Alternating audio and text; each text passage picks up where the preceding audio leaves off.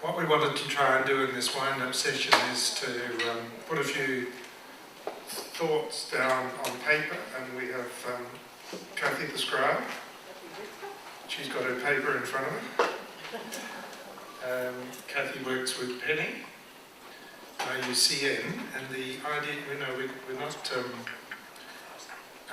We would like some outcomes to come out of the book, but we would express them in sort of soft terms. We're not claiming to be in agreement or unanimity or anything like that. But if there's sort of some overwhelming,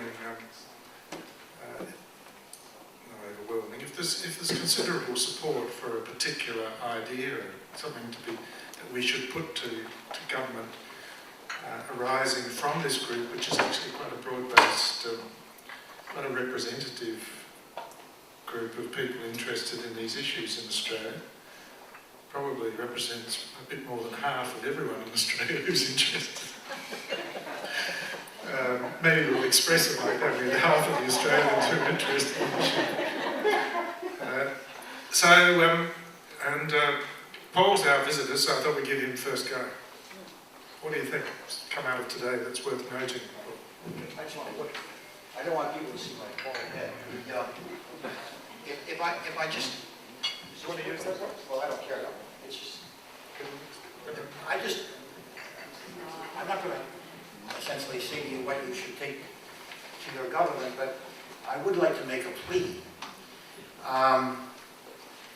This has been, from my point of view, a very impressive day. I mean, the presentations that I've heard struck me. It's, normally when I go home to my family, they're going to say, how did it go? And I'll say, well, I did well, and I was barely, normally I lie. But but I've got to say that I would have come certainly, having heard the presentations.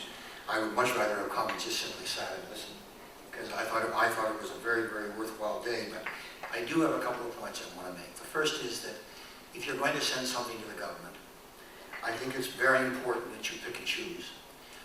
The last set of presentations, when we look at the multitude of problems that you have got there, it is incredibly comprehensive. But obviously the government themselves are going to have to choose, and it seems to me that you're better off making the choice than them. My context of my remarks is within the context of the G20. First of all, the oceans are not on the list of the G20's priorities. They've published their list. You know what they're dealing with, and the oceans are not on the Australian governments, but they're not on the G20's priorities going back the last 5 years. The only one that is, and in fact Robert Hill was the one that first brought it up, is the issue of food security, which obviously leads to fisheries. But whatever it is you do, understand that probably they will have a lot of other priorities, and what you want to do is to get on the subterranean list. That is to say, you may not make the final communique. You don't have to make the final communique. What you have to do is to make the list of issues that the G20 is going to make theirs. Oceans are not on that list at the present time.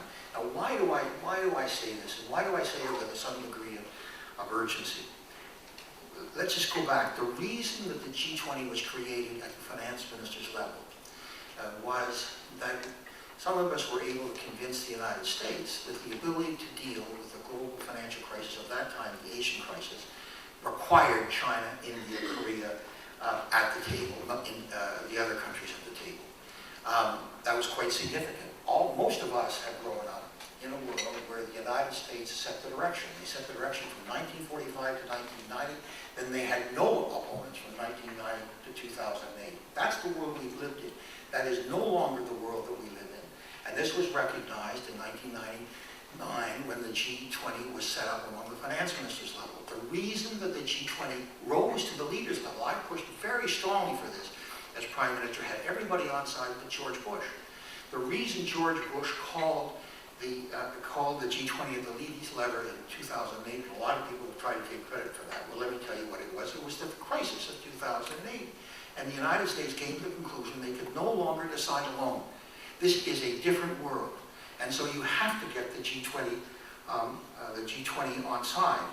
And I'll close on this, but just to tell you why it is so important that you succeed in getting whatever you deem your ocean's priorities are to the Australian government, get the Australian government to put it on the agenda, so even if it doesn't make the communique, it meets the subterranean communiques that the people will deal with it, is that it's not clear that after Australia, there will be a country for a while that has the same priority in terms of the oceans that you do.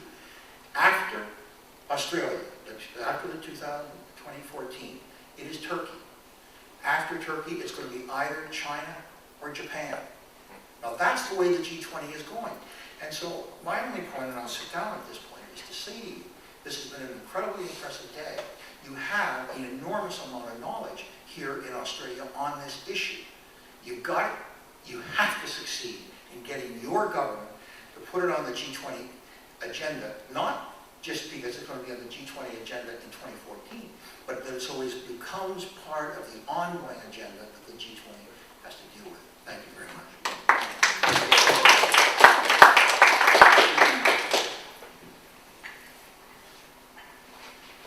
Okay, well, Graham? I'm only now saying this because it supports what Mark has said, and it's this, that Mark and others have noticed that Australia has a big international reputation in marine issues. Now, to appeal to the Australian government to continue to reflect that sort of commitment would be very good for Australia. And it could be as a motive to the Australian government to continue with what might be called Australia's reputation in this field, and because of its reputation, its potential international influence.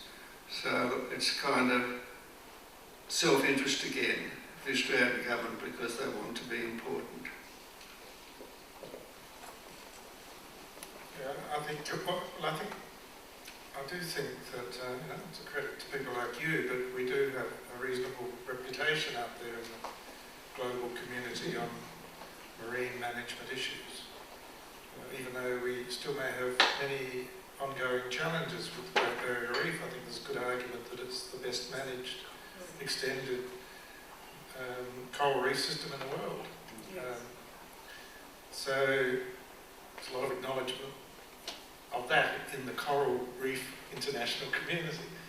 So I don't think we need blush about that. I think we do have credentials that justify us getting in there and risking our hand a bit. Further comments? Yep. Could we sort of consolidate that we would start off by acknowledging past achievements, perhaps? We would start off by any letter or communique or whatever, acknowledging past achievements, leadership, and citing some of those as the starting point. So we lead into encouraging continued leadership. Yeah, I think that's good. I think that Donna's point is very important too, that of the collaborations we have built over a number of years with a number of different states, but particularly the small island states. Yes. Not just the small island states, so it's a bit of a mixture. We've had a long history of collaborating on these issues, but in more recent years it's been through initiatives such as the Coral Sea Initiative, and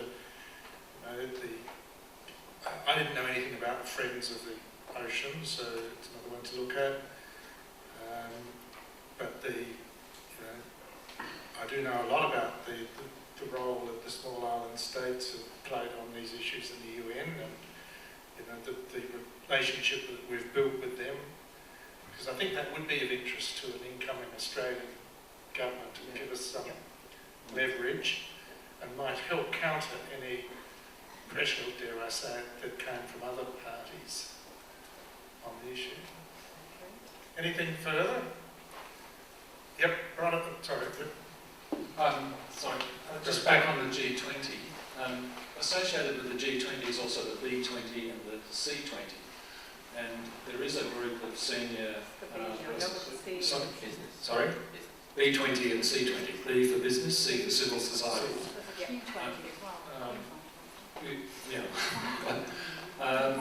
There would be an opportunity, I would have thought, through through both of those groups because there's a strong Australian contingent in both of those. I think the B20 Australian end is being led by Richard Goyder of Wesfarmers.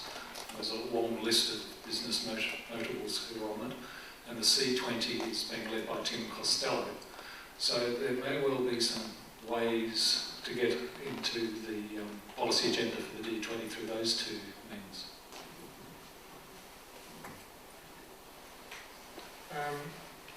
Okay, so not wanting to confuse it, but there was also a suggestion that we should be making an effort to get it on to the agenda of other evolving regional organisations, bodies such as the East Asia Summit. I don't know whether people think that's worthwhile or is it too big an ask?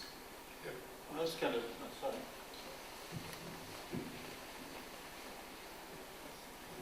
In terms of regional bodies, of course, we've now got the newly renamed Indian Ocean Region body, which Australia is now chairing. And I noticed that Julie Bishop was chairing that. So it's an old body with a much more clumsy acronym. It's now become IOR, and I noticed that one of the presenters was talking about the difficulty with dealing with the Indian Ocean. So we are now covering that through the IOR, which Australia is now chairing. You might want to have a word with Julie Bishop. IOR, Indian Ocean Region. Indian Ocean Rim Association, Oh, there we are. IORA. Is that the one that was run out of Mauritius. South Asia somewhere? Yeah. Mauritius. Mauritius. Okay, well, you know, Julie Bishop's very interested in anything that's got Indian Ocean written in the label, so Alistair, we might as well be a bit opportunistic. As long as it, and Alistair made the point that the Indian Ocean is particularly fragile in this whole debate, particularly, it's fragile a word, it's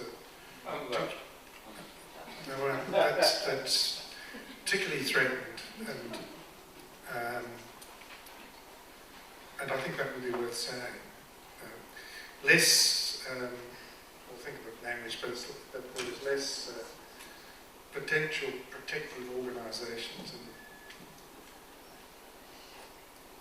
vulnerable, particularly vulnerable. Yep. Sorry, can I interrupt you? Mm-hmm. Are we, one of the things I want to clarify is when are we bringing in, I mean, in terms of, okay, we are putting the issue of high seas governance, the issue of advancing proper protection of conservation and sustainability onto the G20 agenda. We're talking about saying to the government, yes, you've got a good record, however you can show leadership. Now, and we're talking about working with regional bodies, but we haven't quite said, is this mainly to progress the Anschluss agreement, or is this to do some of the other things? We haven't got to that. To say what So at the moment we're oceans issues, yes. The sustainable use and conservation issues. Yep. So then when we get into the tools, we're supportive of urging the Australian government to support the commencement of a negotiation on an implementing agreement under UNCLOS. Yep. Well, there's a few speakers too, so we'll get a Canadian voice first. We're very diplomatic. I just wanted to sort of flag the issue that there's been a lot of discussion amongst the small and developing states, as well as the G77, for in the sort of the sustainable development goal process. Particularly, there is significant momentum to actually establish an ocean goal within the sustainable development goal. And I think, that while there is quite a bit of support, I think having a country like Australia, put its support behind something like that would start to recognize the ocean as a significant entity in this process. In the previous Millennium Development Goal, it was very sort of potted. It was sort of cross-cutting. I think those who are familiar with it, there are a few references to the ocean, but didn't actually recognize it as the sort of the provider of food and economic sort of contributions to governments. So I think it's something to maybe think about in this process. So, okay, we're thinking about it. What do you think? It hasn't really, I don't think, got onto the page, hasn't it, so far It will. in the deliberations. Wrong, Donna? What's the story? And whilst we go to Donna, the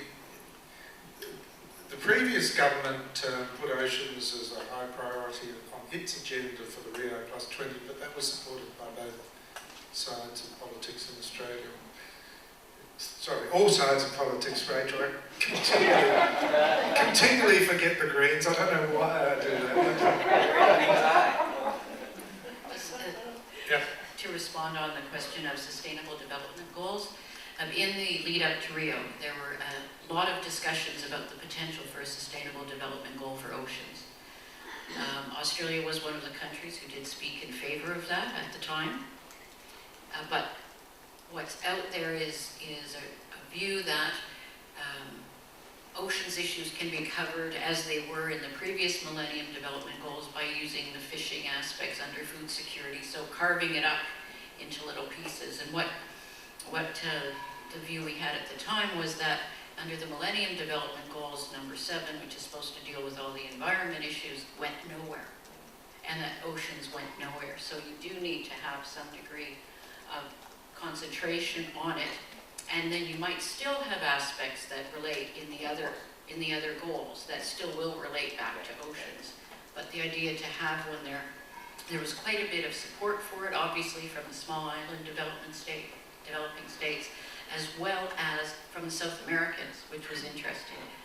The South Americans were very, very in favor of it too. So I think it's useful to raise, for people who don't know here, the Sustainable Development Goals will form part of the post-2015 the post-2015 development framework, and they will apply to developing and developed countries. So the big difference between Sustainable Development Goals and Millennium Development Goals is they will apply to countries like Australia. Yeah, and I think it's more appropriate to Sustainable Development Goals than it was to MDGs too, which were, the environment one didn't really ever quite fit. Basically, they were sort of minimum acceptable standards of health and education, things to lift those who are most impoverished, up to a basic level. That's what it was all about. This is Sustainable Development Goals is really a different concept. It's how the world develops in a way that respects its natural assets.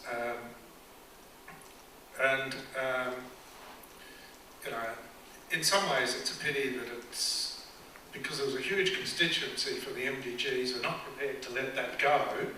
You've got these two morphing and therefore it's quite confusing in a way, but anyway, but I think there is an argument for the state of the oceans because that is a prospective threat as well, not just an existing threat. How we manage the high seas, I think, is very relevant to where we want to go in sustainable development on the planet for the next 50 years. I want to get back. Does anybody think we should be arguing for an implementing agreement? Somebody distracted us. Yeah. Martin Axel from Austral Fisheries, and I'm one of those self-interested ones that Graham mentioned. But for a different reason to what most people think, we actually first located resources in the Indian Ocean and came to the government and actually said, we need to manage this on the high seas. And I'd like to point out that even though my accent sounds Australian, my father's Canadian. So I'm in the right camp there, and I'm not American either. So, you don't want to be American. However, one of the issues for me is the need as industry. I now watch, we've sat in Kamala with Alistair for just the last 18 years. I'm a boy in terms of his time span. And it is a problem that people do not listen. And it is a different world, and there is a different conversation at the moment.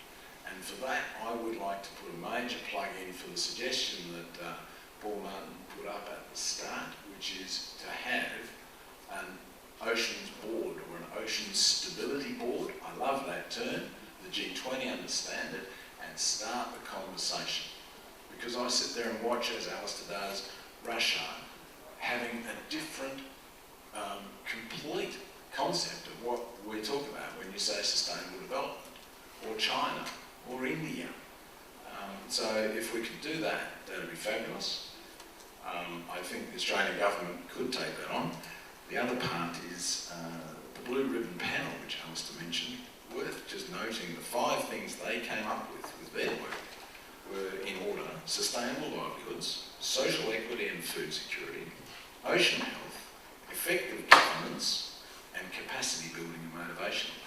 And I'll be very interested to see how the Commission goes, taking that into account when you develop your stuff. So, thank you. Yeah, I think that, when, two points. When we're talking about sustainable use, it is valuable to put that in terms of livelihoods and food security and so forth, because whether you like it or not, there will be more and more pressure on the high seas resources, and people have got to survive and are entitled to live their living standards.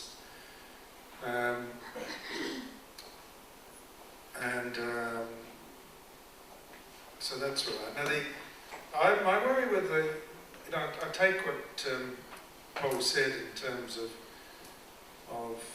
the Financial Stability Board as another way of doing things, and I reckon if we just sort of drop that in, government would find that quite puzzling, if not confusing. I think it's the sort of idea that you have in your back pocket if you need to move to left field or right field.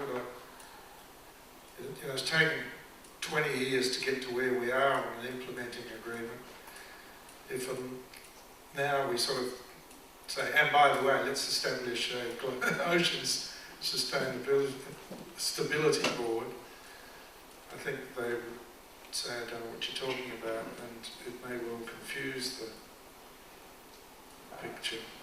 Just quick. Pardon? Yeah, just very quick, which is... We're pleased to have you here, Martin, so you can have 2 goes. Thank you so much. Just a quick rejoinder. The Australian government's never been in a situation as it is now with Camelot. It's just walked away, kicked, bleeding, wounded, lying on the ground for all the wrong reasons. And it was because people weren't listening. So the implementing agreement, I think, is a lay down reserve. Yes, pursue that, do everything we can.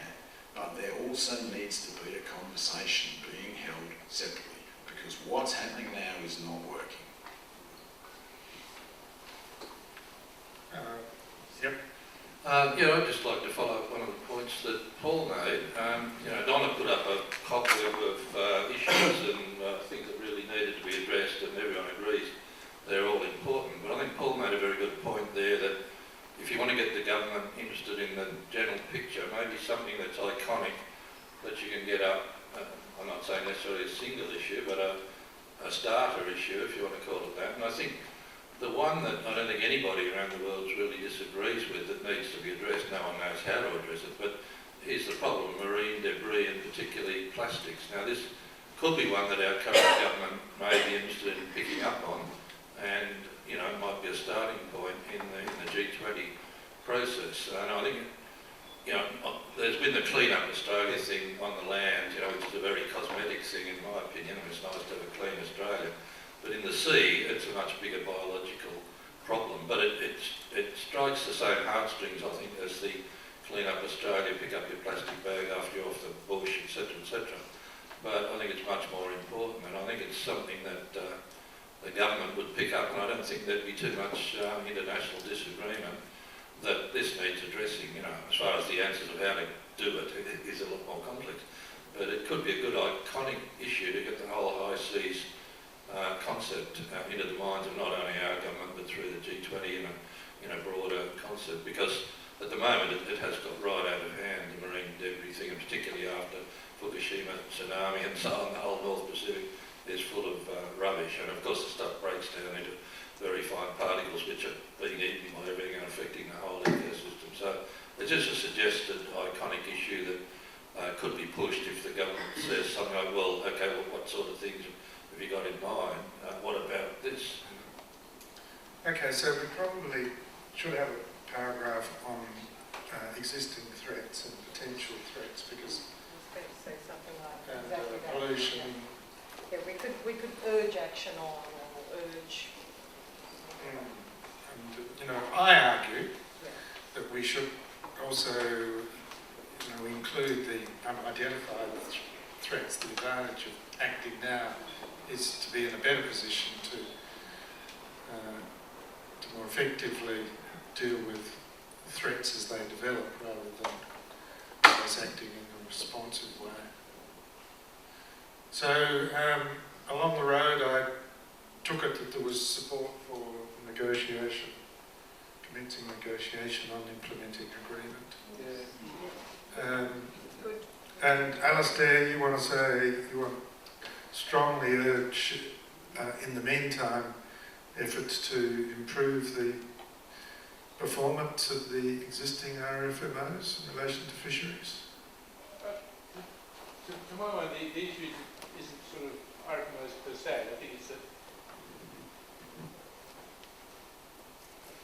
To my mind, I think if we succeed in getting the implementing agreement negotiations going, we're looking at 10 to 15 years before we get an agreement agreed and into force. So over the next 2 decades, what's the climate we want? And to my mind, the key thing is a general acceptance by sectoral bodies that they need to start opening up to a wider accountability, a wider sense of whose interests they're serving, rather than just being little self-interested pinpoints, which is the problem at the moment. If we get to that point, engaging them in a conversation about us having greater ambitions for them, I think would be great. If we can't get them to at least open up to being accountable to a wider interest, then I think we have a problem. So this is directed at the Australian government. So perhaps it should be in relation to RFMOs and equivalents. I don't know. We call Kamilar an RFMO? Yeah. A better language than that, anyway. That over which the Australian government has influence, or is those within it, which it participates or can influence towards what more effective. Basically, more effective participant in Yeah, anyway, I know what it is, more effective management. Yeah. But I think we also, again, I think we ought to give a bit of credit too, I think particularly the Kamilar one, and because Australia's played a big part in Kamilar, and Kamilar is recognised as the most effective of all of them. So I think we should acknowledge that. And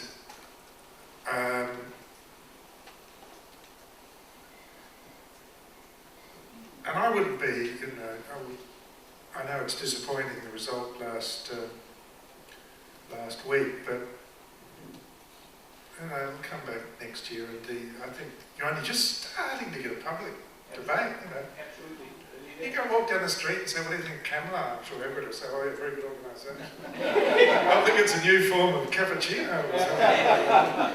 You don't want to fall for the trick of believing that everybody knows what you're talking about. So I think they'll get there. I think they'll probably get there within 12 months. Yep, Penny? Robert, I wanted to add onto the list. I mean, obviously we've got our principal thing of supporting the negotiation of an agreement, but I would also like to add some sort of support for high seas MPAs, more generally, not just Antarctica, and perhaps some reference to the ministerial. The only problem is that most people in the audience wouldn't have had a chance to read that yet. It only came out last week. But if we could have something to support the continued exploration of ways and means to have MPAs on the high seas. Yeah, well, maybe this is the best opportunity to give effect to the wish that Australia's past leadership should be continued. I mean, I think this is just the best issue to make the connection between Australia's past record and what we expect to do in the future.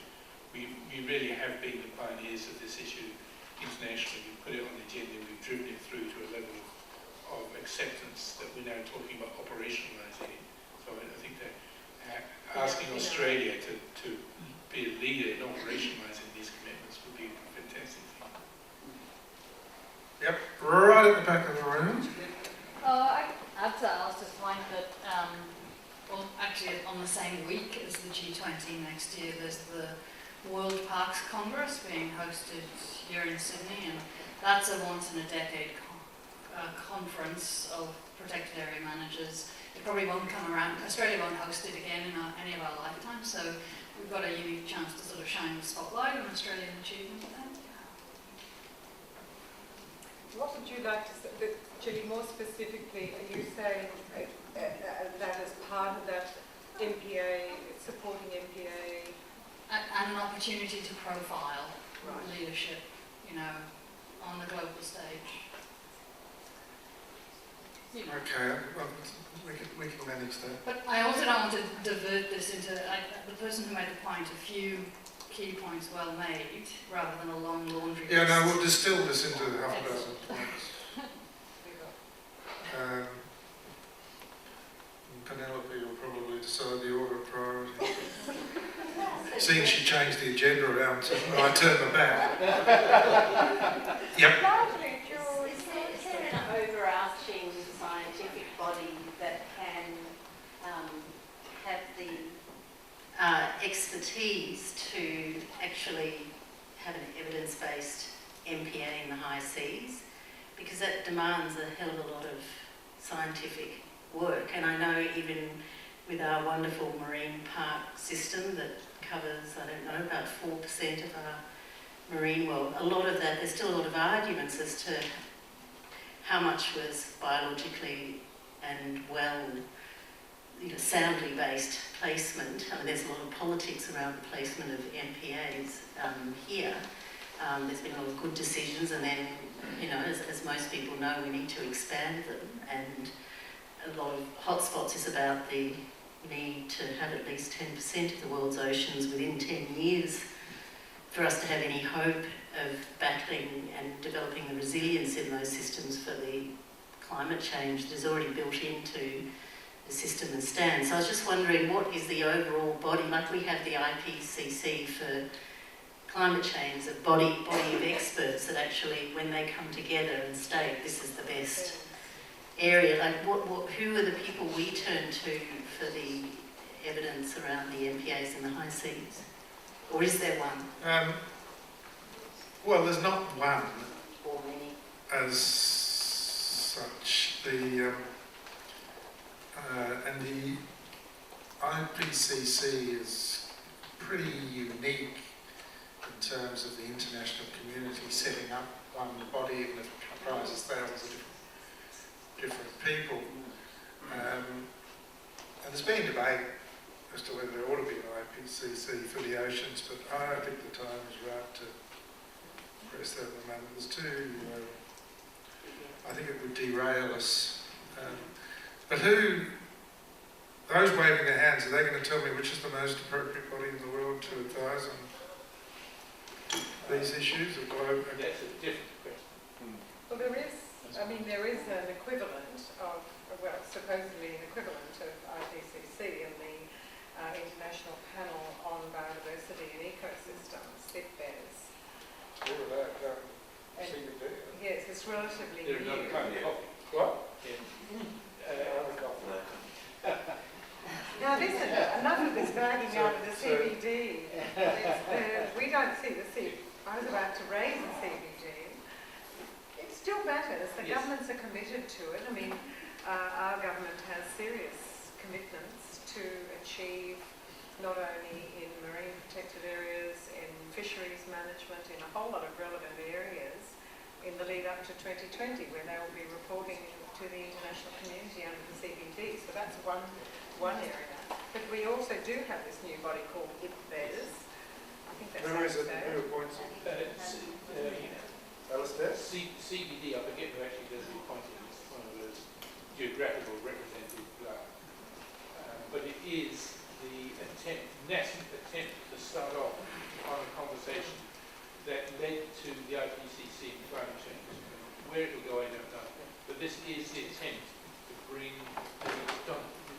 Donna, Richard, do you want to speak? Yes, please. I've got a hand hanging up there. I wasn't sure. Stretching. That's okay.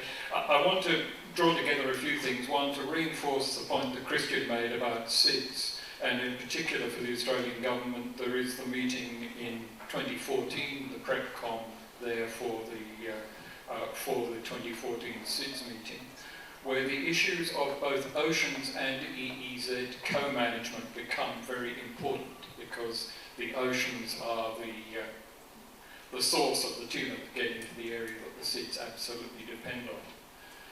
And the other thing I would like to do... So small island developing states, for anybody who doesn't do the acronyms. Now, the other point which comes up is that I've had a 20-year issue of not really knowing what MPAs are or what MPA targets That's marine protected areas. I think I worked for one at a time. But the problem is we have targets which talk about 10 or 20%. And some people think those are targets for totally closed areas. Some people use them as targets for areas which are managed sustainably. So I think we need, in fact, to recognise that there are two groups which have an interest in biodiversity in the sea. One is those who love biodiversity, and the other is those who eat it, who catch it. We have more in common than we have opposed, and we have institutional structures throughout the world and in our governments which conflate them.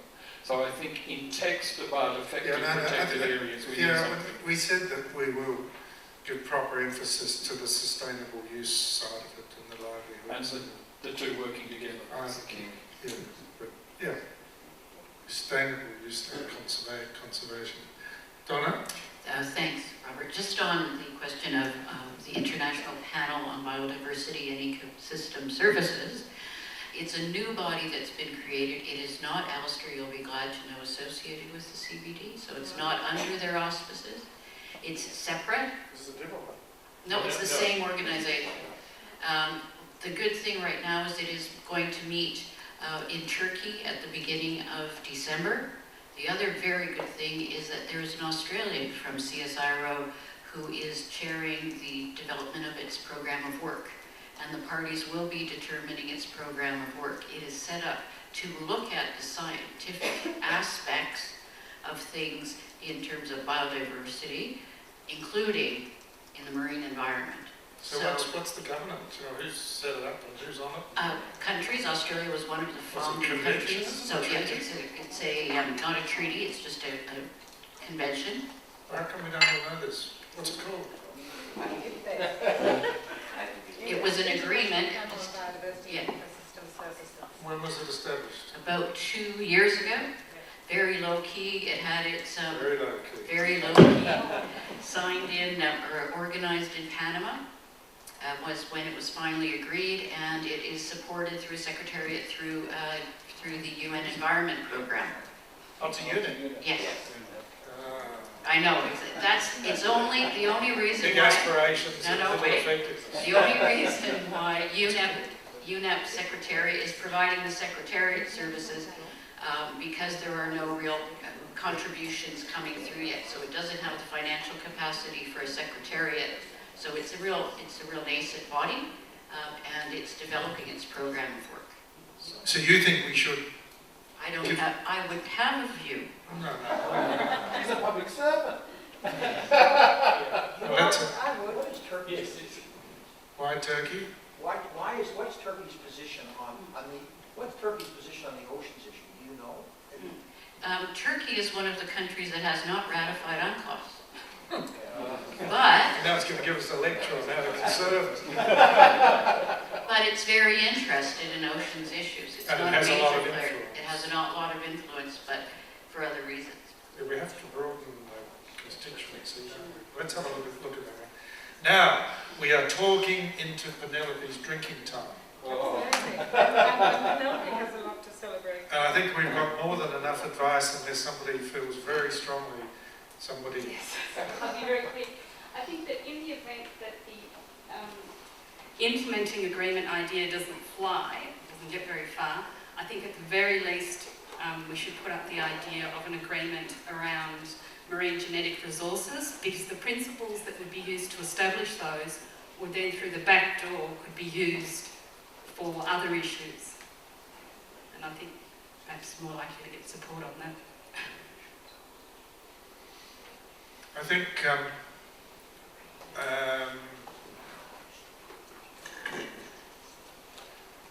always with great respect to the Parliamentary Research Office, I think at the moment that would confuse the issue because you would show a lack of confidence in your principal case. I think that's another back pocket issue. Okay, we give the fishers the last word. Oh, that's dangerous. I was just going to mention the word governance didn't actually get in there, and I think if you're going to raise the MPAs, that's fine, but they won't work, and we know this, and Richard knows this, we set them up in the Indian Ocean, unless you have a governance structure that actually enforces them. And so, please can we make sure in whatever goes forward that it's very clearly explained. Yep, no, that's one of the ways we're distinguishing what we're doing from UNCLOS. Okay, so we... Just the last thing, was there any mention of cultural values, just in that more generic? Or maybe not cultural, or, indigenous. Yes, yeah. Penny, take it on board. Can I just interfere and remind you that Only if you're an elder. I'm an elder, that we do work with the United States to find a way for implementation agreement which does not make them look like idiots. Yeah, I don't think I'll put that down. I think that's a very good note on which to conclude our day. Can I thank you all? Can I particularly thank Paul? Thank you all for your participation. And can I particularly also thank those who've helped organise at HSI. Where's Michael? Must be out pulling the cord. And the Australian Committee of IUCN. And so this has been good actually, and maybe after maybe sometime next year in conjunction when we start putting our recommendations together for the Global Oceans Commission, we might organise another one of these in some city other than Sydney. Now we've got the constituency together in this way. I think it's a good idea. Maybe in the lead up to the World Parks Congress or something. Yep, we'll do it. Okay, well, we've worked hard and deserved that drink, so thanks very much and Appreciate it. declare the